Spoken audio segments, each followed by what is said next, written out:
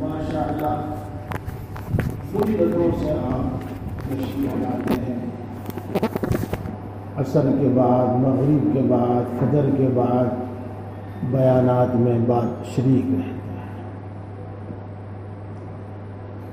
آپ کی اس طلب سے دل پر بہت اثر ہوتا ہے اور جی یہ چاہتا ہے کہ ان کو کچھ حاصل ہو، ان کو کچھ ملے، یہ محروم نہ ہے۔ دل کے اندر یہ طلب اور دل کے اندر بلکہ یہ طلب پیدا ہوتی ہے کہ یہ محروم نہ رہے، ان کو کچھ ملے۔ یوں تو پوری امت کا حق ہے کہ دین کی بات اس تک پہنچائی جائے اور پوری امت کی اصلاح کی فکر کی جائے، لیکن قرآن پاک سے ثابت ہے کہ جو طلبگار ہیں اور طلب لے کر آتے ہیں ان کا حق زیادہ ہے، ان کا حق بہت زیادہ ہے۔ بات تو جو مجھے بیان کرنی ہے انشاءاللہ میں وہ بیان کروں گا، لیکن جو بات شروع ہو گئی ہے میں اس کو بھی تھوڑی سی صاف کرنا چاہتا ہوں۔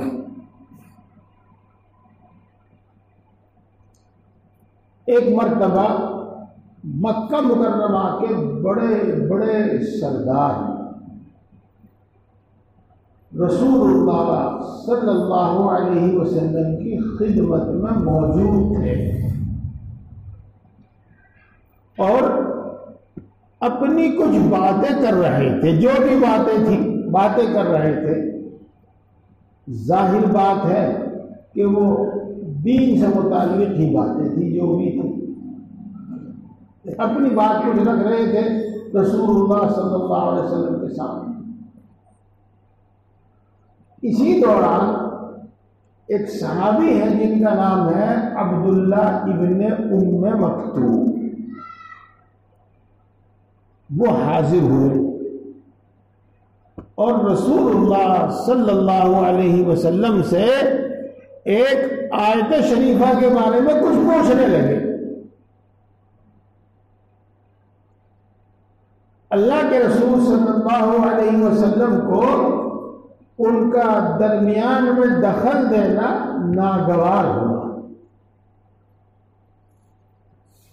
ایک تو اس وجہ سے کہ جب آدمی دوسرے کے ساتھ بات کرتا ہوا ہوتا ہے اور درمیان میں کوئی داخل ہو جائے تو ناگوار ہوتا ہی ہے۔ پھر دوسرے اس وجہ سے کہ مکے کے سرداروں سے بات ہو رہی تھی، بہت اہم بات ہو رہی تھی۔ فرض کیجئے، مان لیجئے اگر ان کی بات اور رسول اللہ صلی اللہ علیہ وسلم کی بات مل جاتی، اتفاق ہو جاتا ان سب کا، تو پورا مکہ مسلمان ہو جاتا، یعنی پورا عرب مسلمان ہو جاتا۔ بات بھی بہت اہم تھی، یہ تو اہم بات ہونے کی وجہ سے اسی کے ساتھ ساتھ عام طور سے آدمی، ہمیں بھی یہ حکم ہے اور آدمی یہ کرتا ہی ہے کہ معزز آدمی، باعزت آدمی، چاہے وہ مومن ہو یا مومن نہ ہو، کسی بھی قوم سے ہو، اس کا اکرام ضروری ہوتا ہے، اس کا اکرام کرنا چاہیے۔ ہمیں حدیث پاک میں بھی یہ حکم دیا گیا ہے۔ تو معزز لوگوں سے بات ہو رہی ہے، اب بیچ میں دخل دیا جائے تو بہرحال کئی وجوہ سے رسول اللہ صلی اللہ علیہ وسلم کو ناگواری ہوئی اور آپ نے ناگواری میں اور صاف لفظوں میں کہہ دو جس سے بات سمجھ میں آ جاوے، عبداللہ ابن ام مکتوم کو جھڑک دیا۔ بعد میں بات کرنا، جو بھی کچھ ہوگا، یہ تو میں آسان تعبیر کے واسطے کہہ رہا ہوں۔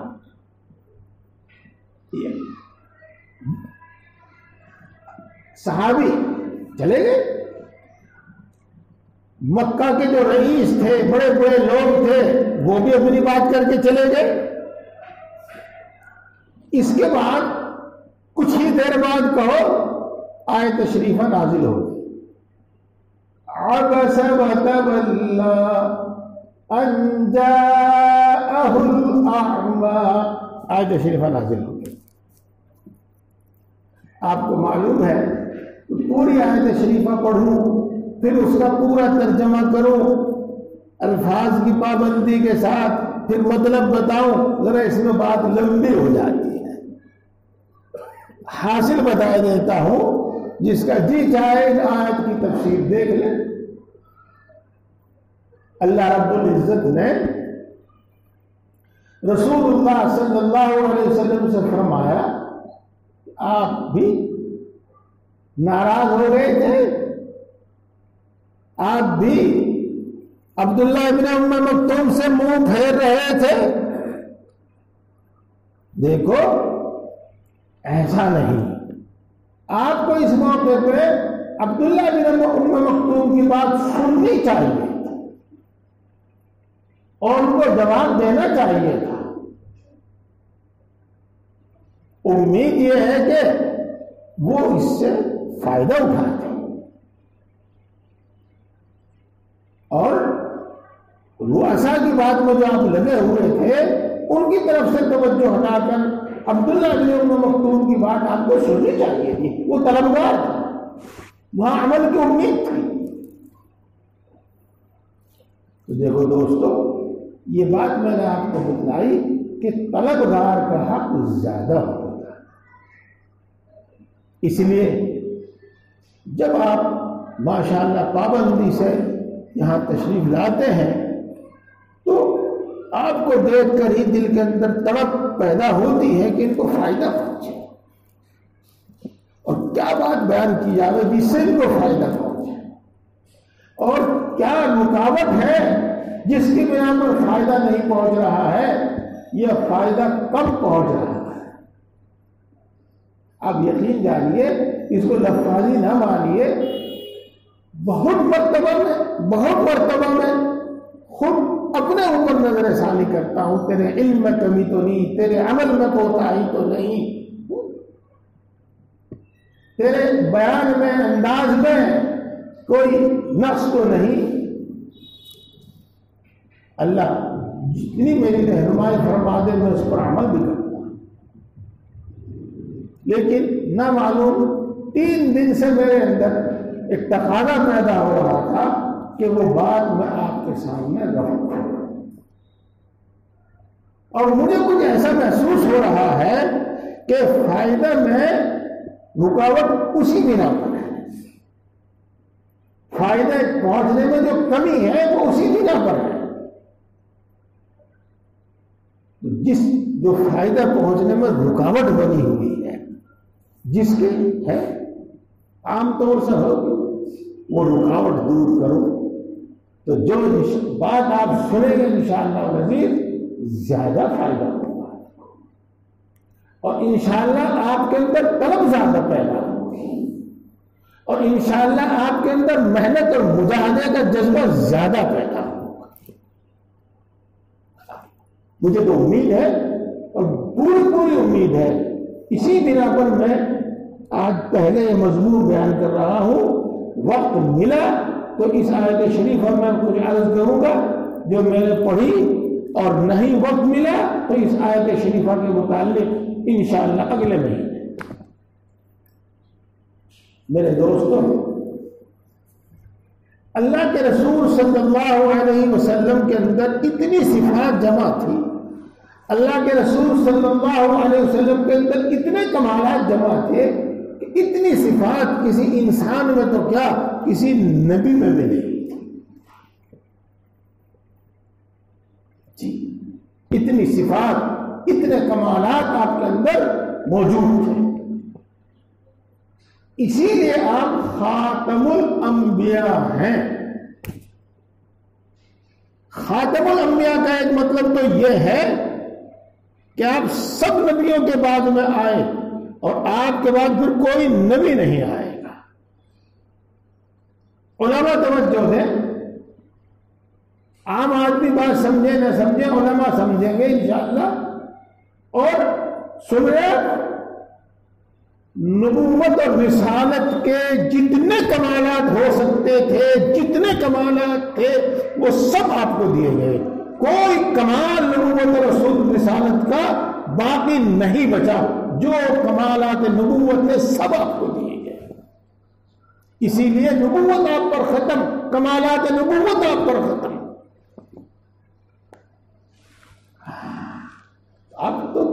آپ کے اندر بہت صفات تھی، بڑے کمالات تھے.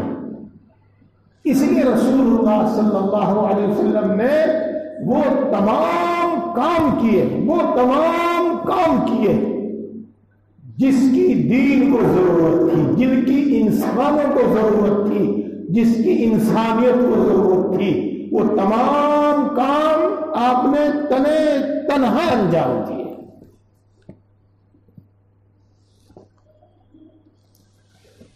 پھر آپ کی صحبت سے، آپ کی محنت سے، آپ کی تعلیم سے بہت بڑی تعداد، لاکھوں کی تعداد صحابہ کرام رضوان اللہ تعالی علیہم اجمعین تیار ہوئے.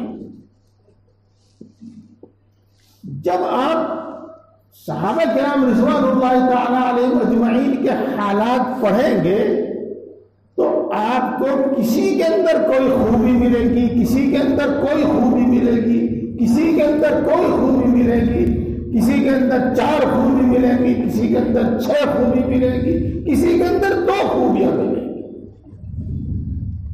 گی. مثال کے طور پر فرق بتا رہا ہوں، علماء بھی جان جائیں گے اور سبھی بھائی سمجھ جائیں گے. حضرت عمر رضی اللہ تعالی عنہ کو حدیثیں تو کم یاد تھی، لیکن دین کا فہم اور دین کی سمجھ اعلیٰ درجے کی تھی. اللہ کے رسول صلی اللہ علیہ وسلم یہ فرما گئے تھے کہ اگر میرے بعد کوئی نبی ہوتا تو عمر نبی ہوتے. اللہ کے رسول صلی اللہ علیہ وسلم نے اپنا ایک خواب بیان کیا کہ مجھے دودھ کا ایک پیالہ دیا گیا، میں نے وہ پیا اور خوب پیا، اتنا پیا کہ دودھ کا اثر میرے ناخنوں میں نظر آنے لگا. اتنا دودھ پیا. پھر اس پیالے میں کچھ دودھ بچ گیا تو میں نے وہ بچا ہوا دودھ عمر کو دیا، وہ باقی دودھ عمر نے پیا. صحابہ کرام رضوان اللہ تعالی علیہم اجمعین نے پوچھا کہ اس کی تعبیر کیا ہے؟ آپ نے اس کی تعبیر کیا لی؟ اس کی تعبیر کیا ہے؟ آپ نے فرمایا علم. اسی لیے رسول اللہ صلی اللہ علیہ وسلم نے ایک موقع پر ارشاد فرمایا اوتیت علم الاولین والآخرین، پہلوں پچھلوں کا علم مجھے دیا گیا. بہرحال حضرت عمر رضی اللہ تعالی عنہ کو علم نبوت عطا کیا گیا تو سمجھ آ رہا. حضرت ابو ہریرہ رضی اللہ تعالی عنہ کو ایسی صفت دی گئی اور کہ وہ حدیثیں خوب سنتے اور حدیثیں خوب یاد رکھتے، اور رسول اللہ صلی اللہ علیہ وسلم کے بعد انہوں نے حدیثیں خوب بیان کی، دوسروں کے سامنے خوب بیان کی.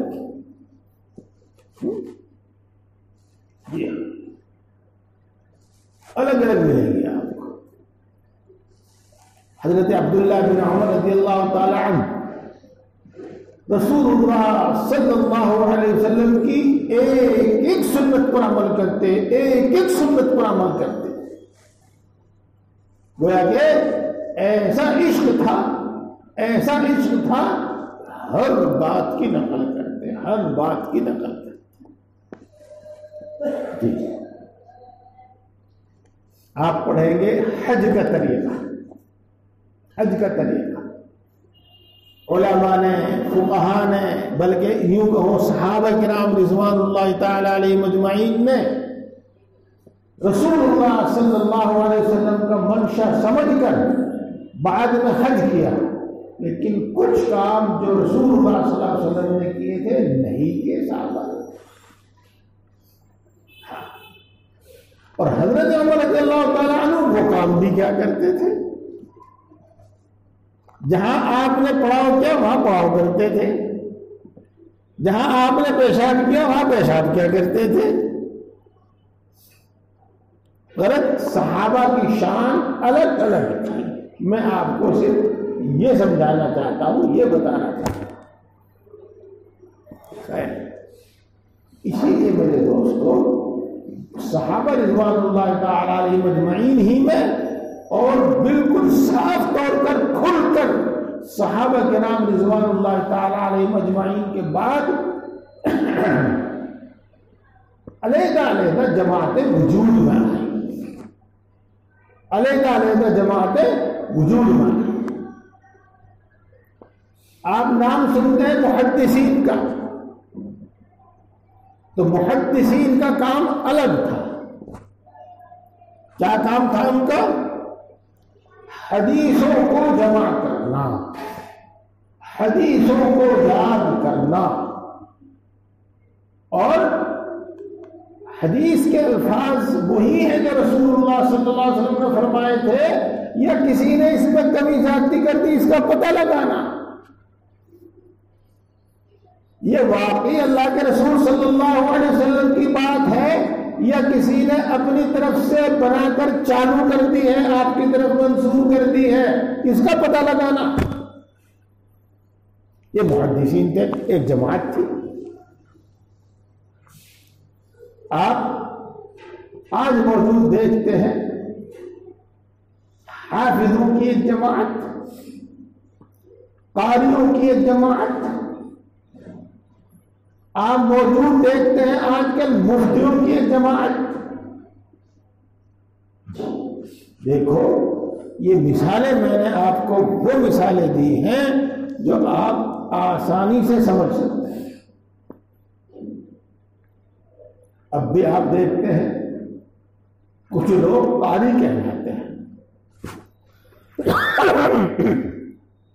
ان کا اصل کام جو ہوتا ہے قرآن پاک کے الفاظ کو بنا اور سنوار کر بالکل صحیح پڑھنا.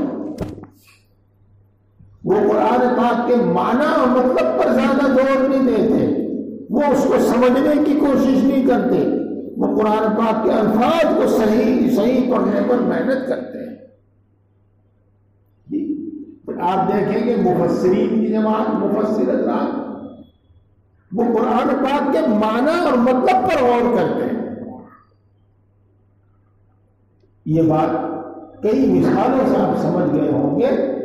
اب میں اپنے مطلب کی طرف آتا ہوں اور آپ کو کہتا ہوں دھیان دیجیے، گردن جھکا کر مت بیٹھیے، ان بچوں کے چکر میں نہ پڑیے. یہ ان کو تو پیچھے بٹھا دو، یہ مجھے بھی خلل ڈالتے رہیں گے اور تمہیں بھی خلل ڈالتے رہیں گے. یہ بات کرنے سے، حرکتیں کرنے سے باز نہیں آئیں گے.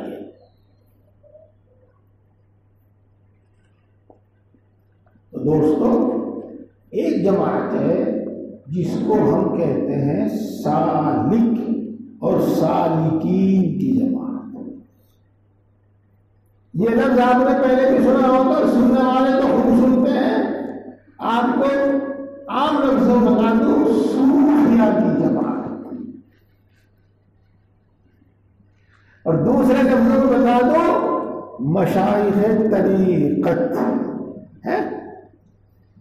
صوفیہ تو سمجھ میں آ گیا ہوگا، سالکین سمجھ میں نہ آیا ہو، مشائخ طریقت سمجھ میں نہ آیا ہو، تو خیر چلو خانقاہی لوگ. اب تو سمجھ میں آئی گئی ہوگی بات، خانقاہی لوگ. یہ بھی ایک جماعت ہے. میرے دوستو، اس جماعت کا کام یہ ہے، اور یہ جماعت ایسی جماعت ہے جس کا منشا، جس کا زندگی کا مقصد رسول اللہ صلی اللہ علیہ وسلم کی ہر بات کو سمجھنا اور اس کو اپنے عمل میں لانا. اور اپنی زندگی کو اس کے مطابق ڈھالنا، اس کا کام یہ ہے۔ سالکین اور صوفیاء کا کام یہ ہے۔ رسول اللہ صلی اللہ علیہ وسلم کی ہر بات کو صحیح سمجھ کر اور اس پر عمل کرنا، اس کو اپنی زندگی میں لانا، اپنے عمل میں لانا، اپنی زندگی اس کے مطابق بنانا، اپنے آپ کو اس کے مطابق ڈھالنا۔ سالکین کی جماعت یہ ہے، اور ان کی محنت اس پر ہوتی ہے، ان کی محنت اس پر ہوتی ہے۔ میرے دوستو، آپ یہ نہ سمجھنا کہ محدثین سالک نہیں ہوتے یا مفسرین سالک نہیں ہوتے یا فقہاء سالک نہیں ہوتے، نہیں، سلوک ان سالک وہ بھی ہوتے ہیں، اللہ کی بات کو صحیح سمجھ کر اس پر عمل کرنے والے وہ بھی ہوتے ہیں، ہر جماعت میں ہوتے ہیں، ہر جماعت میں ہوتے ہیں۔ لیکن محدثین کی جو صفت ہوتی ہے مشہور، وہ حدیث کی حفاظت، اور قاریوں کی جو مشہور صفت ہوتی ہے وہ الفاظ قرآن کی حفاظت، حافظوں کی جو مشہور صفت ہوتی ہے وہ قرآن پاک کا حفظ کرنا، قرآن پاک کی حفاظت، اور مفتیوں کی جو مشہور صفت ہوتی ہے شریعت کا مسئلہ بتانا۔ یہ اسی لیے لیکن سالک وہ بھی ہوتے ہیں، اور سالکین محدث بھی ہوتے ہیں، قاری بھی ہوتے ہیں، حافظ بھی ہوتے ہیں، مفتی بھی ہوتے ہیں، لیکن ان کی مشہور صفت یہ ہوتی ہے کہ وہ اللہ کی ہر بات کو صحیح سمجھ کر، صحیح سمجھ کر اس پر اسی کے مطابق عمل کرنا، اس پر عمل کرنا۔ ان کی زیادہ محنت اس پر ہوتی ہے، ان کا مقصد زندگی یہ ہوتا ہے۔ میری بات سمجھ میں آئی بھائی؟ یہ ان کا مقصد زندگی یہی ہوتا ہے، یہ ہے وہ سالکین، اور وہ اسی صفت سے مشہور ہوتے ہیں، اسی صفت سے وہ جانے جاتے ہیں۔ میں آپ کو آگے بڑھنے سے پہلے بتا دوں الحمدللہ ہمارا جو سلسلہ ہے، یہ ماہانہ اجتماع، دعوت الحق کا یہ ماہانہ اجتماع، یہاں ہو یا کہیں دوسری جگہ پر، ہر مہینے کا بیان ہو یا اتفاقاً جہاں تقاضا طلب ہو وہاں بیان ہو، اس کا واحد مقصد یہی طلب پیدا کرنا ہے، اور ایسے ہی آدمی تیار کرنا ہے کہ وہ اپنی زندگی کو رسول اللہ صلی اللہ علیہ وسلم کی زندگی کے مطابق ڈھالے، وہ اپنی زندگی کو قرآن کے مطابق ڈھالے، وہ اپنی زندگی کو قرآن پاک کا نمونہ بناوے، حدیث کا نمونہ بناوے، رسول اللہ صلی اللہ علیہ وسلم کا نمونہ بناوے، وہ اپنی ان کی زندگی میں پورا دین ہو۔ کیا بولا میں نے؟ ان کی زندگی میں پورا دین ہو، ایسے افراد تیار کرنا، اور یہ اسی کی محنت ہے، اور کوئی دوسری محنت، کوئی دوسری غرض اس سے نہیں ہے، کوئی دوسری غرض اس سے نہیں ہے۔ یہ بات ایک بات ہوئی، اور امید ہے کہ یہ بات میری آپ کی سمجھ میں آئی۔ اب میں آپ سے یہ عرض کرتا ہوں کہ جب ہم سب کا مقصد یہی ہے تو ہمارے اندر وہ طلب کیوں پیدا نہیں ہو رہی، وہ طلب کیوں پیدا نہیں ہو رہی؟ اس کے بہت سے اسباب ہیں میرے دوستو۔ ایک سبب ہے غلط فہمی، اور ایک سبب ہے غفلت۔ ایک سبب ہے غفلت اور ایک سبب ہے غلط فہمی۔ میں انشاءاللہ عزیز غلط فہمی بھی دور کرنے کی کوشش کروں۔ غفلت بھی دور ہوتی رہتی ہے ہر جب بات سنتے ہیں، اور انشاءاللہ آج کی بات بھی غفلت کو دور کرنے والی ہے۔ اگر اس کا موقع ملا، وقت ملا تو بتاؤں گا۔ بول صاحب 8:45 بجے مجھے بتا دیجیے گا، میرے پاس الارم نہیں بولے گا آج۔ میرے دوستو، میں اسی بات کو پوری کر رہا ہوں، اور آپ دھیان سے سن رہے ہیں اور توجہ سے سن رہے ہیں، جی خوش ہو رہا ہے، لیکن آپ جانتے ہیں کچھ اہم باتیں ایسی ہوتی ہیں جن پر تنبیہ کرنی ہوتی ہے۔ میرے بھائیوں، یہ حضرات چاہے خانقاہی لوگ، چاہے صوفی، چاہے سالک، کچھ بھی کہیے گا، کچھ بھی کہیے، یہ کون ہے؟ جو فرض پر عمل کرتے ہیں اور کسی فرض کو نہیں چھوڑتے، واجبات پر عمل کرتے ہیں، کسی واجب کو نہیں چھوڑتے، سنت پر عمل کرتے ہیں، کسی سنت کو نہیں چھوڑتے، بلکہ سنت غیر مؤکدہ پر بھی عمل کرتے ہیں، بلکہ مستحب پر بھی عمل کرتے ہیں، اور ان کی یہ نمایاں شان ہوتی ہے، ان کی یہ خصوصی صفت ہوتی ہے، اور یہ اپنے آپ کو اس کا عادی بناتے ہیں اور اپنی اس پر یہ محنت کرتے ہیں۔ میں ہر بات پر آپ کو متوجہ کرتا رہوں گا، ہمارا بھی مقصد یہی ہے، میرا اور آپ کا مقصد بھی یہی ہے، مجھے اور آپ کو بھی یہی کرنا چاہیے، اور مجھے اور آپ کو بھی اسی پر محنت کرنی چاہیے کہ تمام فرائض کے جتنے بھی فرض ہیں سب کے ہم پابند ہیں، جتنے بھی واجب ہیں ہم ان کو ادا کرنے والے ہیں، جتنی بھی سنتیں مؤکدہ ہیں ہم ان کے پابند ہیں، یہاں تک تو میں کہوں گا کہ لازمی طور پر ہے، ایسا لازم ہے۔ اس کے بعد جن کو سنت غیر مؤکدہ کہہ لو یا مستحب کہہ لو، اپنی اپنی ہمت اور وسعت کے مطابق، اپنی اپنی طاقت کے مطابق، اپنی اپنی فرصت کے مطابق ان پر بھی عمل کیا کرو، محنت کرو اپنے آپ پر، اپنے آپ کو اس کا عادی بناؤ، محنت کرو اپنے آپ کو اس کا عادی بناؤ۔ یہ بھی بات، اب میں کچھ غلط فہمی دور کروں گا،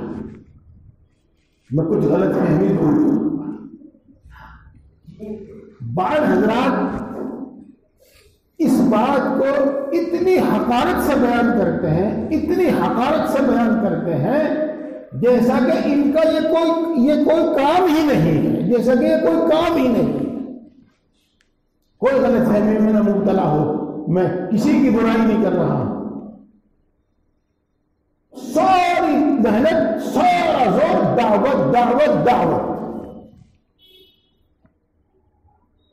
اور بیانات ایسے جس سے اس کام کرنے والوں کی تحقیر اور توہین ہوتی ہے۔ میرے دوستو، جب میں نے آپ کے سامنے بات رکھی کہ ہر فرض پر، تمام فرائض پر عمل کرنے والے، تمام واجبات پر عمل کرنے والے، سنت مؤکدہ پر عمل کرنے والے، تو امر بالمعروف اور نہی عن المنکر جس کا قرآن پاک میں بار بار حکم دیا گیا ہے، کیا یہ اس کو چھوڑ دیں گے؟ کیا یہ اس کو چھوڑ دیں گے؟ ہرگز بھی نہیں، ہرگز بھی نہیں، ہرگز بھی نہیں۔ کریں گے اپنے طریقے سے، ہرگز بھی نہیں، ہرگز بھی نہیں۔ میرے دوستو،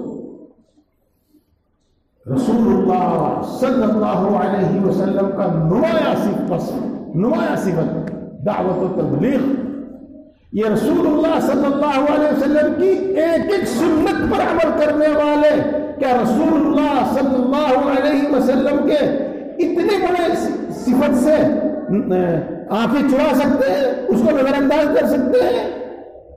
ہرگز میں نہیں، ہرگز میں نہیں۔ میں ان سالکین اور صوفیہ کی بات بتاتا ہوں، سالکین اور صوفیہ کی بات بتاتا ہوں۔ واقعات تو میرے سامنے میرے شیخ کے بیان کیے ہوئے، حضرت تھانوی رحمۃ اللہ علیہ کی کتابوں میں پڑھے ہوئے بہت ہیں جی، بہت سارے لوگوں کے بیان کر دیتا آپ کے سامنے، اور کیے بھی ہیں، ہم نے سنے بھی ہوں۔ میں آپ کے سامنے صرف اپنے شیخ کا یہ قصہ سنا رہا ہوں، چھوٹا سا۔ میرے شیخ اول حضرت مولانا مسیح اللہ خان صاحب جلال آبادی نمبر اللہ مرکز، اللہ نے ان کو محبوبیت کی شان دی تھی، ان کا مزاج، ان کی طبیعت کچھ اسی طرح کی تھی۔ بہت سے طلبا، بہت سے اہل محلہ نماز سے پہلے آپ کے گھر پر آپ کا بہت بڑا کمرہ تھا، اس میں بیٹھ جاتے ہیں آگے۔ جب آپ مسجد میں جاتے ہیں تو ساتھ جاتے ہیں۔ ایک دن تشریف لے جا رہے تھے نماز کے لیے، بہت سے لوگ ساتھ میں تھے، تو حضرت کبھی چلے کبھی رک جانے، کبھی چلے کبھی رک جانے، اور پھر واپس مڑ گئے۔ جو ایک دو ساتھی ساتھ میں رہتے تھے قریبی، وہ تو آپ کے ساتھ واپس آ گئے، اور باقی لوگ آپ مسجد میں چلے واپس آئے اور دوبارہ وضو کیا، اور دوبارہ وضو کر کے پھر مسجد تشریف لے گئے۔ وہ جو دو ساتھی تھے ان کو تو کلملی سے اٹھ لگ گئی کہ جی آپ واپس آئے، وضو کیا، کیا وضو ٹوٹ گیا تھا، کیا بات ہو گئی تھی؟ اور چونکہ وہ بہت نزدیک ہوتے ہیں، بے تکلف ہوتے ہیں، تو کھود کر پوچھتے بھی ہیں۔ تو حضرت کو بتانا ہی پڑا کہ مجھے ایسا یاد پڑ رہا تھا کہ میں نے انگلیوں میں خلال نہیں کیا وضو کرتے وقت، مجھے کچھ ایسا یاد آیا تھا کہ وضو کرتے وقت انگلیوں میں خلال نہیں کیا۔ سمجھے دوستو؟ تو میرے حضرت کے سنائے ہوئے تو بہت قصے ہیں، میں ان کو نہیں سنتا، میں آپ کو بتا رہا ہوں کہ یہ حضرات رسول اللہ صلی اللہ علیہ وسلم کی ایک ایک سنت پر عمل کرتے ہیں، وہ مستحب بھی ایک درجے کی سنت ہی ہے۔ تو رسول اللہ صلی اللہ علیہ وسلم کا جو فرض منصبی ہے اس کو چھوڑ دیں گے؟ اور مومنین کی قرآن پاک میں جو صفت بیان کی گئی ہے، بار بار بیان کی گئی ہے، بار بار بیان کی گئی ہے، یأمرون بالمعروف وینہون عن المنکر، کیا اس کو چھوڑ دیں گے؟ نہیں، بس میں آپ کی یہ غلط فہمی دور کرنا چاہتا ہوں۔ یہ لوگ آپ کے سامنے جب اس طرح کی بات بیان کریں تو آپ کسی غلط فہمی میں مبتلا نہ ہو، کسی غلط فہمی میں مبتلا۔ یہ ہر کام کو اس کے درجے پر رکھ کے کرتے ہیں، ہر کام کو اس کے درجے پر رکھ کے کرتے ہیں، ہر کام کو اس کے وقت پر کرتے ہیں۔ یہ سمجھیے میرے دوستوں، میرے بزرگوں، کچھ لوگ ہیں جو نیتا، لیڈر، امت مسلمہ کے قائد، دیکھو دوستو، میں ان کی برائی تو نہیں کرتا کچھ، کیونکہ برائی کرنے سے کوئی فائدہ بھی نہیں بلکہ مزہ کرکرا ہو جاتا ہے۔ کہیں ضرورت پڑتی ہے تو کہنا پڑتا ہے، نہیں تو مزہ کرکرا ہو جاتا ہے۔ اس سے تو یہ حجروں میں بیٹھنے کا وقت نہیں ہے، یہ گوشہ تنہائی کا وقت نہیں ہے۔ نہ معلوم کیا کیا باتیں کرتے ہیں، کیا کیا باتیں کرتے ہیں، اور اس جماعت کی اور ان لوگوں کی توہین کرتے ہیں، اور اس جماعت کو غلطی پر بتاتے ہیں، اس جماعت کو غلطی پر بتاتے ہیں۔ میرے دوستوں، اللہ رب العزت ان کو اتنا صحیح علم عطا فرماتے ہیں،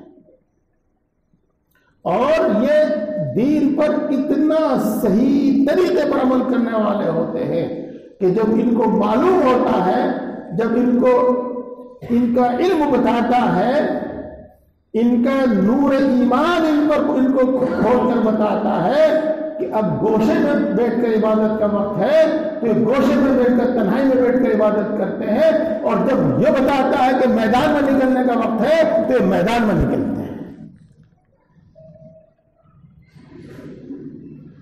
تاریخ اٹھا کر دیکھ لیجیے۔ تو دوستو، کسی غلط فہمی میں مبتلا نہ ہونا چاہیے، اس طرح کی باتیں سن اس طرح کی باتیں سن کر کسی غلط فہمی میں مبتلا نہیں ہونا چاہیے۔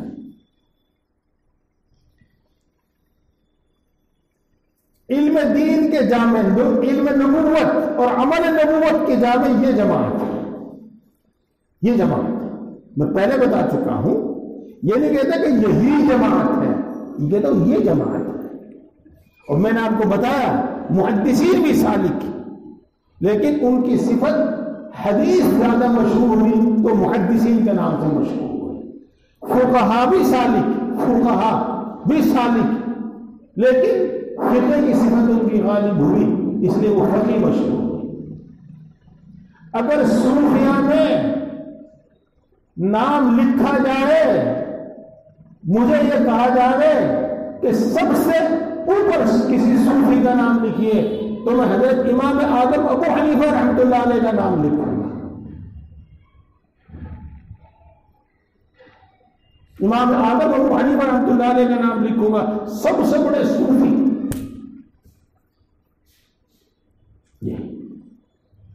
یہ ہے میرے دوستوں،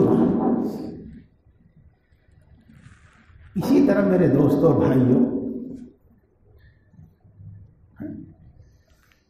زمانے کو دیکھو، زمانے کی ہوا کو سمجھو۔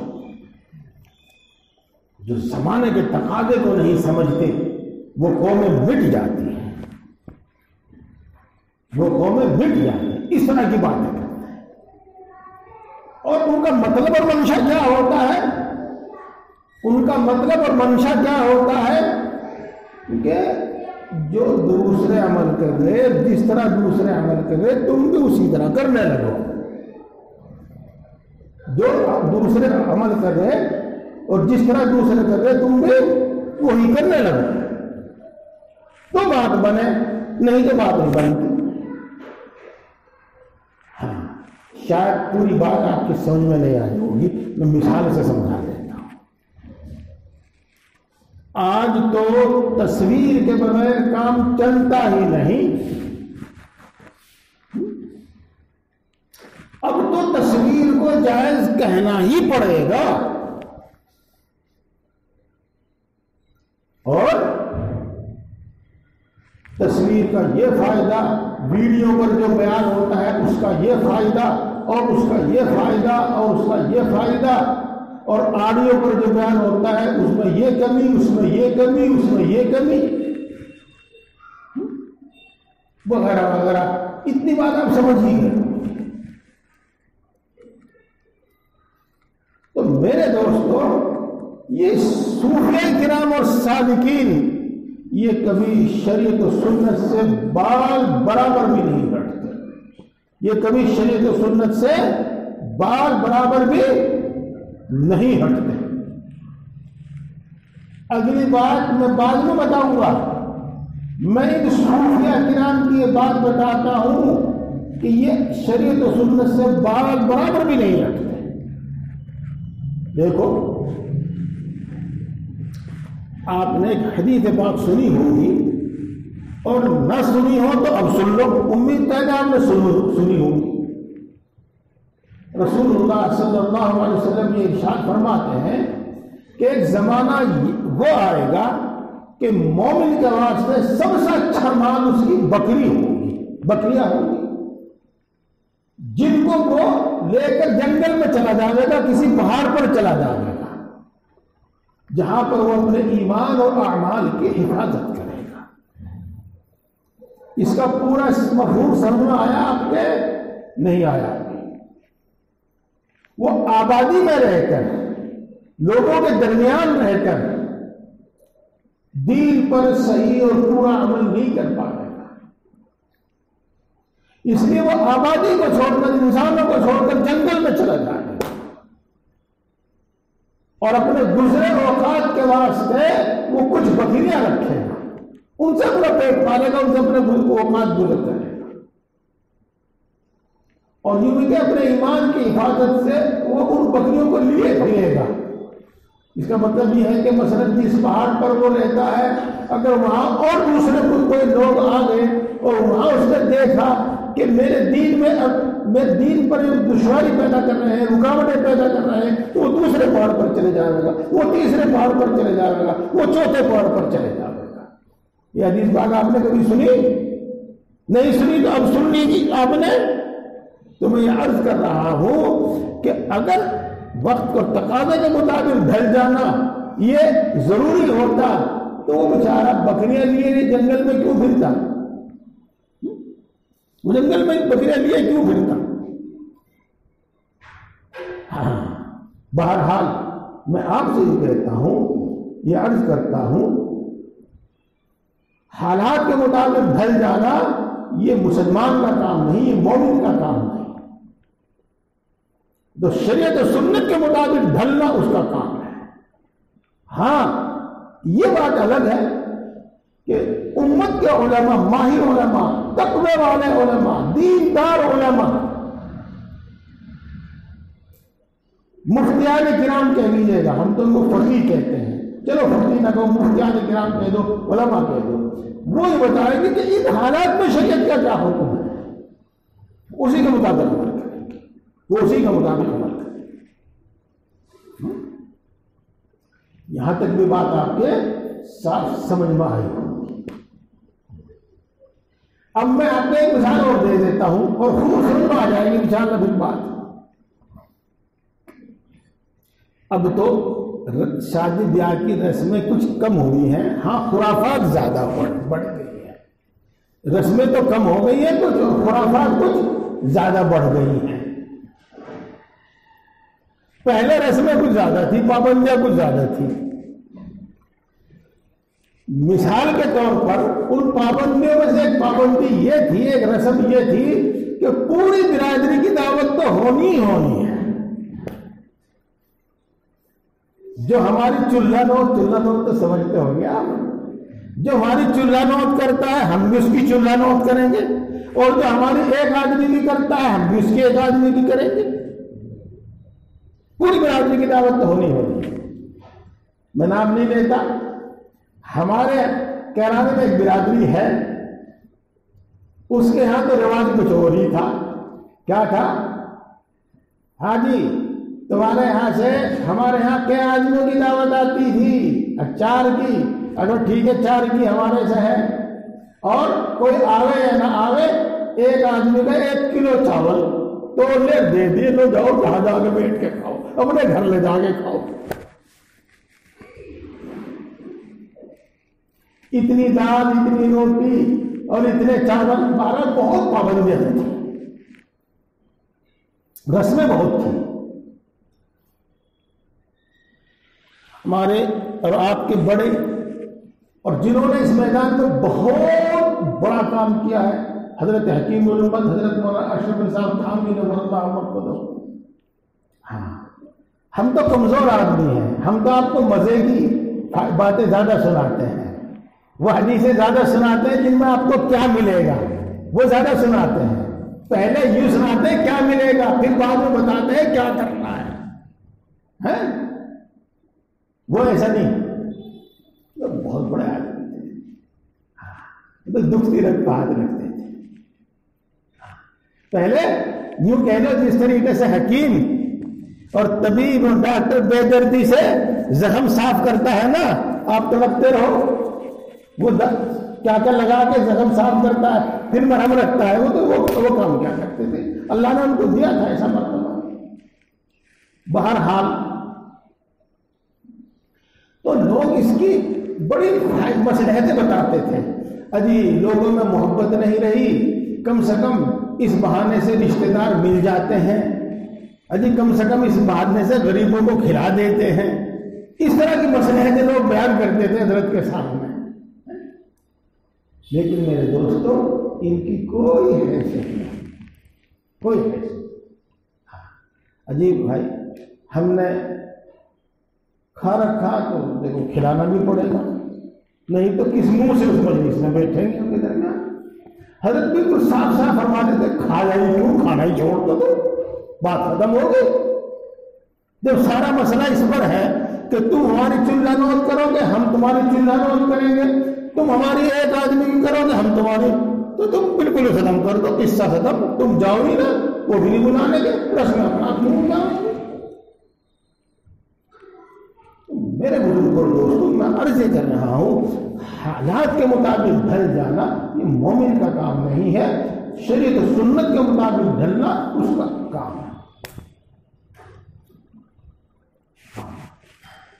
یہ غلط فہمیاں دور کر رہا ہوں میں آپ کی۔ رہی بات یہ کہ بھائی کچھ مولوی، کچھ حضرت جی، کچھ صوفی جن کے پیچھے بہت پبلک ہے، جن کے فالوور ہزاروں نہیں لاکھوں ہیں، تو میرے دوستوں میں اس کی بھی بات آپ کو بتاؤں، میں اس کی بھی آپ کو بات کروں۔ بات شاید یہی ہوگی، دوسری بات ہو نہیں پا رہی۔ آپ نے پڑھا ہوگا، نہیں پڑھا ہوگا تو اب سن لو، کسی نبی کے ساتھ 4-6 آدمی ہوں گے جو ان پر ایمان لائے، اور کسی نبی کے پاس ساتھ ایک بھی نہیں ہوگا، زندگی بھر کوئی ایک بھی ایمان نہیں لائے، اور کسی کے پاس بس ہوں گے ماشاءاللہ، امت بہت بڑی امت ہوگی۔ تو وہ جس کی بات، جس نبی کی بات کسی نے سنی ہی نہیں، یہ جس کی بات 4-6 آدمیوں نے سنی، وہ حالات کے مطابق دعوت کیوں نہیں دی اس نے؟ ہے بھائی، حالات کے مطابق دعوت کیوں نہیں دی؟ ماحول کے مطابق دعوت کیوں نہیں دی؟ ماحول کے مطابق دعوت دے دیتا، لوگوں کی مرضی کے مطابق دعوت دے دیتا، لوگ قبول کر لیتے۔ بات سمجھ میں نہیں آئی؟ آئے گی انشاءاللہ العزیز، آئے گی۔ ہاں، آپ جانتے ہیں رسول اللہ صلی اللہ علیہ وسلم کی مکے میں مکے والوں سے کتنی لڑائی رہی، خوب جانتے ہیں، حتیٰ کہ مکہ چھوڑنا پڑا۔ یہ تو دیکھ سن ہے، لیکن مکے والوں نے کتنی مرتبہ صلح کی اور کمپرومائز کی کوشش کی۔ کمپرومائز بولتے نا، لیکن آپ جانتے کمپرومائز کی کوشش کی۔ کیا؟ ایک دن آپ ہمارے معبودوں کی عبادت کر لیا کرو، ایک دن ہم آپ کے معبود کی عبادت کر لیں گے، جھگڑا ختم۔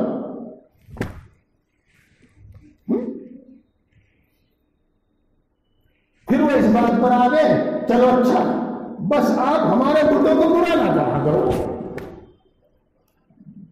یوں نہ کہا کرو، وَإِن يَسْلُبْهُمُ الذُّبَابُ الشَّيْءَ لَا يَسْتَنقِذُوهُ ضَعُفَ الطَّالِبُ وَالْمَطْلُوبُ۔ ایسی حدیث ہے نا قرآن، ایسی آیت ہے نا سنا ہے۔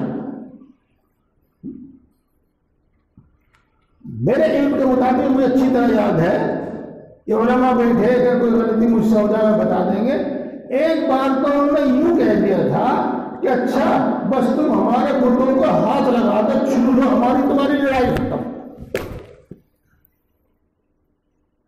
کیا مشکل تھا؟ ہجرت کرنے کی مجبوری کیوں پیش آئی؟ آتی نا مجبوری پیش۔ تو میرے دوستو، دین میں تبدیلی، دین میں رد و بدل نہیں، دین کو پھیلانے کے واسطے، دین کو آسان بنانے کے واسطے، زیادہ لوگوں کو قائل کرنے کے واسطے اس کی ہرگز اجازت نہیں ہے کہ دین لوگوں کے مزاج کے مطابق پیش کیا جائے۔ اگر وہ ایک مٹھی داڑھی کو اچھی نہیں سمجھ رہے تو کہہ دو چلو بس اتنی رکھ لو جس سے مسلمان دکھائی دے دو۔ ایسا نہیں ہے، ایسا نہیں ہوگا۔ اہل حق ایسا نہیں کرتے، اہل حق ایسا نہیں کرتے جی۔ پھر اس پر بھی اس طرح پھینک دیا، اور داڑھی کوئی ضروری تو ہے نہیں،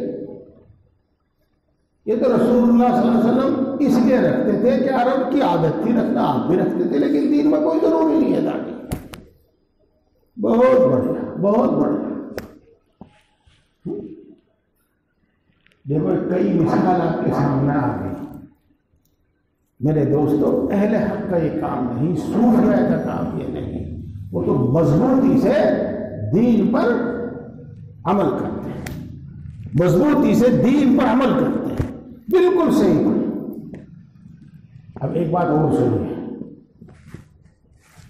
بڑے بڑے میسج آتے ہیں اور لوگ کیا کہتے ہیں اس کو اسٹیٹس پر لگاتے ہیں، ایسی عبادت کا کیا، ایسی نماز کا کیا جو معاملات درست نہ کرا دیں۔ پتہ نہیں کس طرح کے کیسے کیسے الفاظ رکھتے ہیں۔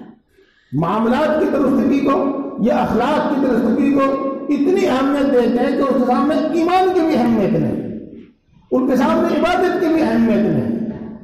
میرے دوستو یہ غلط ہے، یہ غلط ہے۔ ہم میں سے کیا جس نے ذرا مسکرا کر بات کر لی اور چائے پیش کر دی اور بہت بااخلاق آدمی ہے، کیا پوچھو جی، بس بہت بااخلاق آدمی ہے، سارا اخلاق چائے میں ہی رکھا۔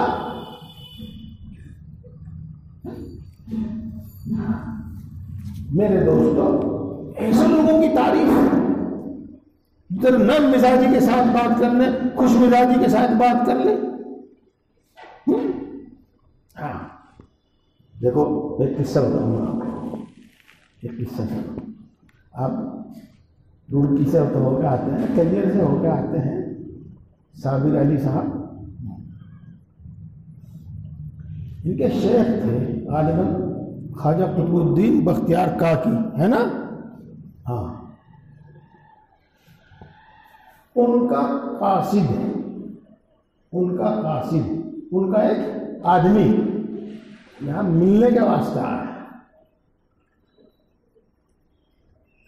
جب اس نے یہاں آ کر بتایا کہ میں آپ کے شیخ کے پاس سے آیا ہوں، تو صابر علی صاحب ان کی طرف متوجہ ہوئے اور شیخ کی خیریت پوچھی، اور ایک بار خیریت پوچھ کر کے پھر کوئی ذکر نہیں کیا، پھر کوئی ذکر نہیں کیا۔ اللہ اکبر۔ ہاں اتنا ضرور کہا کہ روزانہ تو گولر بغیر نمک کے پکا کرتے تھے، آج مہمان ہے تو گولر میں نمک ڈال لینا، خادم کو کہا گولر میں نمک ڈال لینا۔ شیخ کی خیریت پوچھی اور یہ کہا کہ آج مہمان ہے گولر میں نمک ڈال لینا۔ یہ مہمان واپس شیخ کے پاس پہنچے۔ ہاں اب یہاں میں بتا دوں آپ کو، ہاں کسی دن لمبی بات کروں گا بس آپ سے، اس میں بھی ضروری ہے بات کرنا۔ جو کسی شیخ کے پاس رہتا ہو ضروری نہیں کہ وہ نیک بھی بن گیا ہو، اس کی اصلاح بھی ہو گئی ہو، کوئی ضروری نہیں۔ جو طلب کے ساتھ اپنی اصلاح کرے گا اصلاح ہوگی، نہیں طلب کی اصلاح ہوگی ساری زندگی بھی نہیں ہونے کی۔ خیر اس نے جا کے وہاں شیخ کے سامنے، میں گیا تھا وہاں، آپ کے بارے میں تو کچھ پوچھا بھی نہیں، آپ کے بارے میں تو کچھ پوچھا بھی نہیں، آپ کی طرف آپ کی بات متوجہ بھی نہیں ہوتا۔ میں کچھ تو بتاؤ، بس ایک بار خیریت پوچھ کے پھر ذکر بھی نہیں کیا، میری بھی کوئی عزت نہیں کی، میرا بھی کوئی اکرام نہیں کیا، میری بھی کوئی مہمان نوازی نہیں کی، بس گلوں نے بنگال میں کھلوا دیا۔ جب شیخ کو معلوم ہوا کہ صابر علی نے میری خیریت پوچھی تو ناچنے لگے، جس کو ہمارے ورد کہتے ہیں، جھوم اٹھے، جھوم اٹھے، جھوم اٹھے۔ اچھا میرا نام سن کر میری طرف متوجہ ہو گئے وہ اور میری خیریت پوچھی ہو گئے۔ وہ تو اللہ کی ذات پہ اتنے متوجہ رہتے ہیں، اتنے متوجہ رہتے ہیں کہ کوئی چیز ان کی توجہ اللہ سے ہٹائی نہیں سکتی۔ تو میرے دوستوں میں آپ سے صرف یہ عرض کرنا چاہتا ہوں، یہ بتانا چاہتا ہوں، یہ قصہ سنا کر ان لوگوں کے اندر، سالکین کے اندر، سچے مسلمانوں کے اندر حقیقی اخلاق ہوتے ہیں، نمائشی اور تجارتی اخلاق نہیں ہوتے ہیں۔ سمجھ رہے بات آپ؟ یہ کسی کو ذرہ برابر تکلیف نہیں پہنچاتے، ان کی ذات سے اگر کسی کو نفع پہنچتا ہے تو پہنچا دیتے، یہ کسی سے حسد نہیں رکھتے، کسی سے عداوت اور دشمنی نہیں رکھتے، حقیقی سچے اخلاق ان کے اندر ہوتے ہیں، وہ تاجرانہ اور نمائشی اخلاق نہیں ہوتے ان کے ہاں۔ نمائشی اخلاق کا مطلب تو سمجھ رہے ہوں گے، آج تو خوب جان ہے نا، جب کوئی آئے گا آئیے آئیے اور ٹھنڈا لوگے گرم لوگے، ہاں کون سے کیا لوگے، آئے چلو خیر ٹھنڈا پیا ہے گرم پیا جو بھی کچھ پیا چلا گیا، دروازے سے نکلتے ہی اسے بھی کوئی کام نہیں، جب چاہے دلی آوے جب چاہے دلی آوے، یہ بھی سوچتا کہ یہ مصروف آدمی ہے، یہ کتنے کام میں رہتے ہیں، جب چاہے جب چلا آتا ہے، دیکھا آپ نے، آپ دکاندار کے پاس جائیں گے نا، مثلا کپڑے والے کے پاس چلے جاؤ، آئیے مولانا، آئیے بابو جی، آئیے چودھری صاحب، آئیے مولانا، اور وہ بڑے پیار پیار کی بات کرتا رہے گا، اور جب اسے محسوس ہوگا کہ خریدنے کا نہیں تو ماتھے پہ بل پڑ جائے گا، جب یہ لبو لہجہ بدل جائے گا، جب یہ لبو لہجہ بدل جائے گا، یہ تاجرانہ اخلاق ہے ان کے یہاں، صحیح سچے حقیقی اخلاق ہوتے ہیں، حقیقی اخلاق ہوتے ہیں۔ میرے دوستوں میں عرض کر رہا ہوں آپ سے کہ یہ رسول اللہ صلی اللہ علیہ وسلم کی زندگی کا نمونہ ہوتے ہیں، نمونہ ہوتے ہیں، تو پھر اندر خوش اخلاقی کیسے نہیں ہوگی؟ چلو ایک بات بتا دوں آپ کو اور تھوڑی سی، یہ مثال ہے سمجھانے کے واسطے، مثال ہے سمجھانے کے واسطے۔ دیکھو جی پورے نہ ہو گئے، اچھا خیر میں بات ختم کر رہا ہوں، جلدی بات ختم کر رہا ہوں۔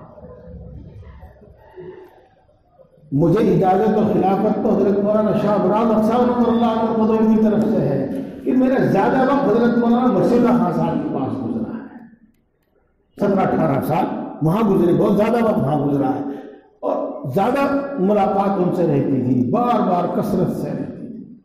دیکھو جب کوئی مہمان آتا تھا، پہلے تو آپ یہ سمجھو کہ فجر کی نماز سے پہلے اپنے تمام معمولات سے فارغ ہو جایا کرتے تھے، تمام معمولات سے فارغ ہو جایا کرتے تھے، فجر کی نماز کے بعد ہی آنے والوں کا تانتا لگ جاتا تھا، آپ سب سے ملاقات کرتے تھے، اور مئی جون کی دوپہر ہو یا کوئی سی دوپہر ہو، دوپہر میں آرام نہیں فرماتے تھے۔ مسیح اللہ تو آرام کرے، یوں کہو کہ مسیح اللہ آرام کر رہا ہے اور ایک آدمی اتنی دور سے چل کے آوے، یوں کہتے تھے، پوری دوپہر بیٹھے رہتے تھے، ہر وقت جو آیا سلام مسافر اور باہر آ۔ لیکن آپ کا معمول کیا تھا؟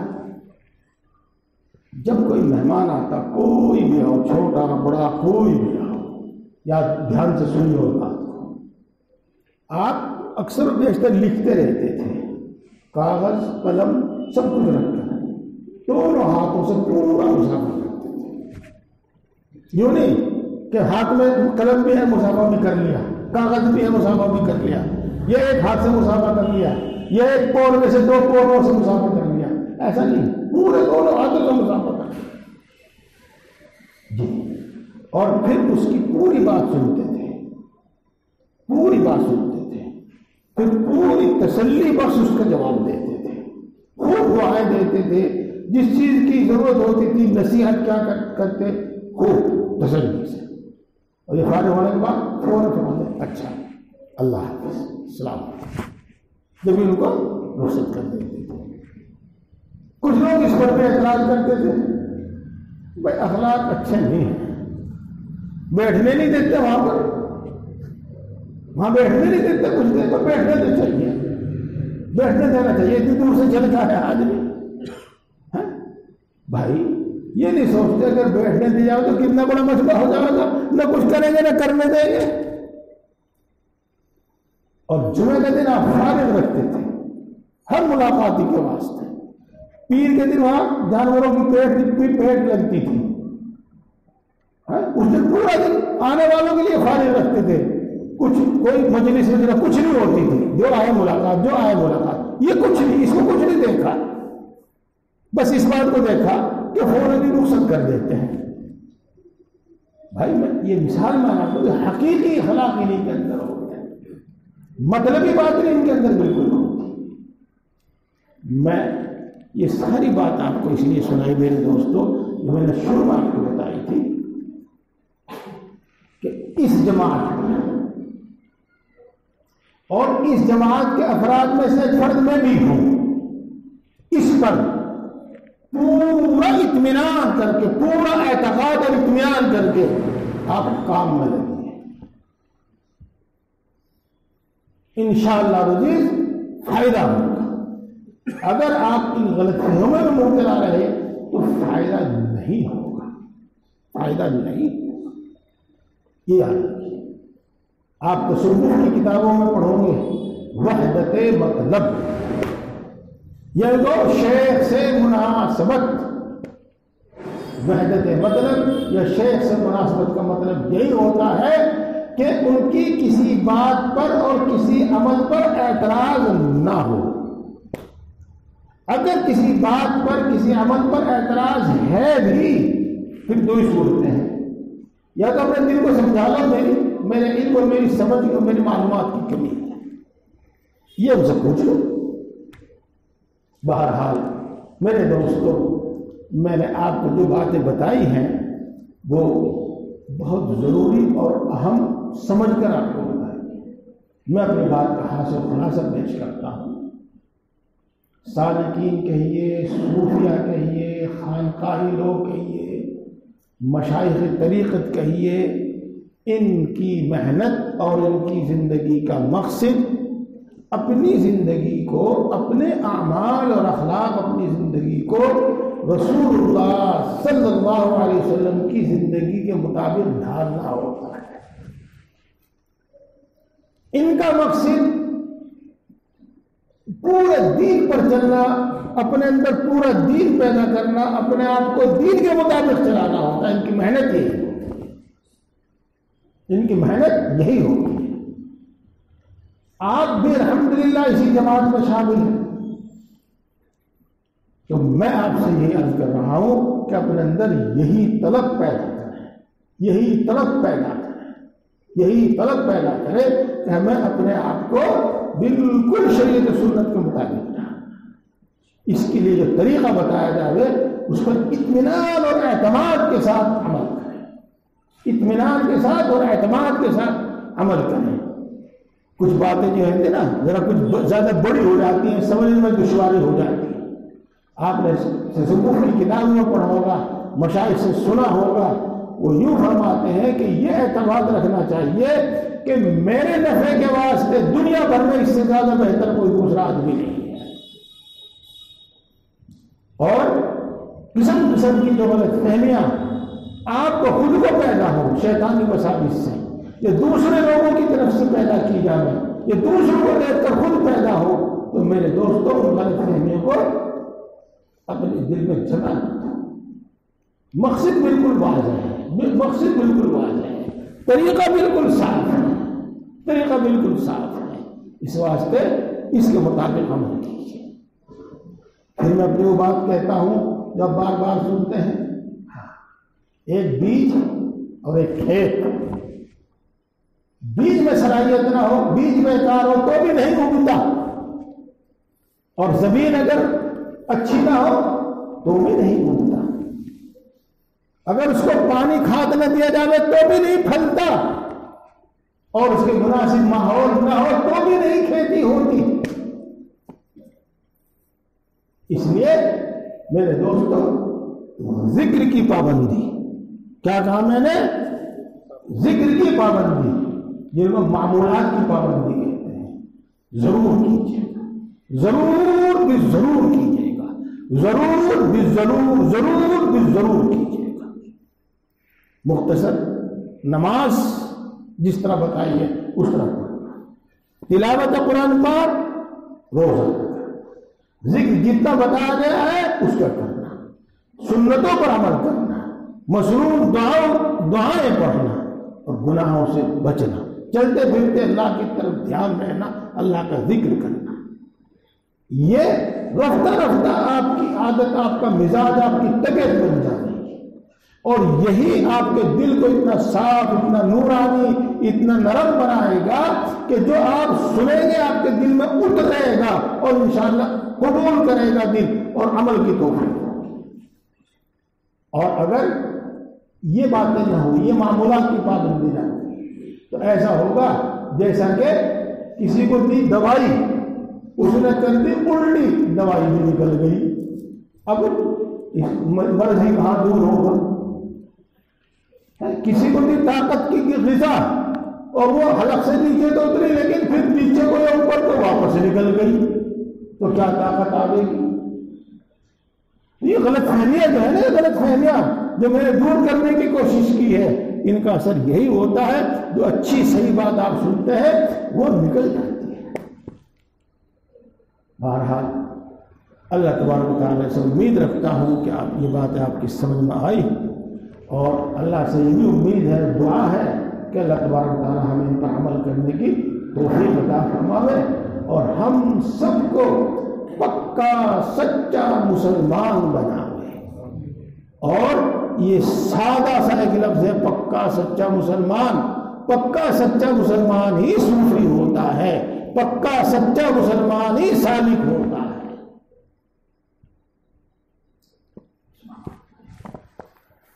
الحمدللہ رب العالمین الرحمن الرحیم مالک یوم الدین والصلاة والسلام علی سید الانبیاء والمرسلین محمد وآلہ واصحابہ اجمعین لا الہ الا انت سبحانک انی کنت من الظالمین ربنا ظلمنا انفسنا وان لم تغفر لنا وترحمنا لنکونن من الخاسرین۔ اے اللہ تو سب سے بڑا ہے، ہر چیز پر قادر ہے، ہر چیز کا مالک ہے، ہر چیز کا پیدا کرنے والا ہے۔ اے اللہ تو بڑی طاقت والا ہے، تیری قدرت میں مٹی اور سونا پیدا کرنا برابر ہے۔ اے اللہ تو یقیناً بڑی طاقت والا ہے، تیری قدرت میں کنکر پتھر ہیرا موتی پیدا کرنا برابر ہے۔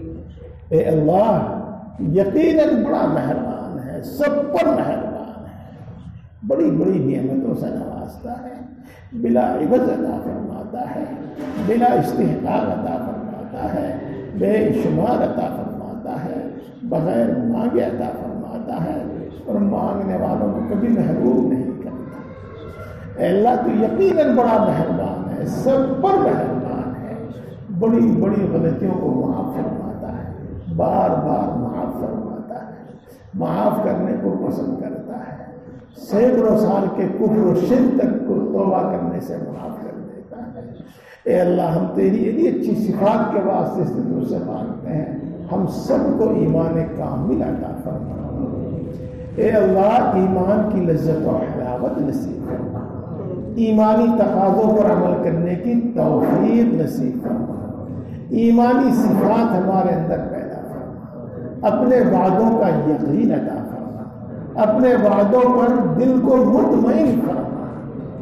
اے اللہ اپنی محبت و معرفت عطا فرما، اپنا خوف عطا فرما، اپنے نبی کی محبت عطا فرما، نیک لوگوں کی محبت عطا فرما، ہم سب کو عالم کے انسانوں کو ہدایت عطا فرما، ہماری اولاد کو، ہماری نسلوں کو ہدایت عطا فرما۔ اے اللہ ہم سب کو دین کی صحیح سمجھ عطا فرما، نفع دینے والا علم عطا فرما، اپنے علم پر عمل کرنے کی توفیق عطا فرما، جو ہم نے سنا ہے اس پر عمل کرنے کی توفیق نصیب فرما، ذکر کرنے والی زبان عطا فرما، شکر کرنے والا دل عطا فرما، طاعت و عبادت میں مشقت برداشت کرنے والا جسم عطا فرما۔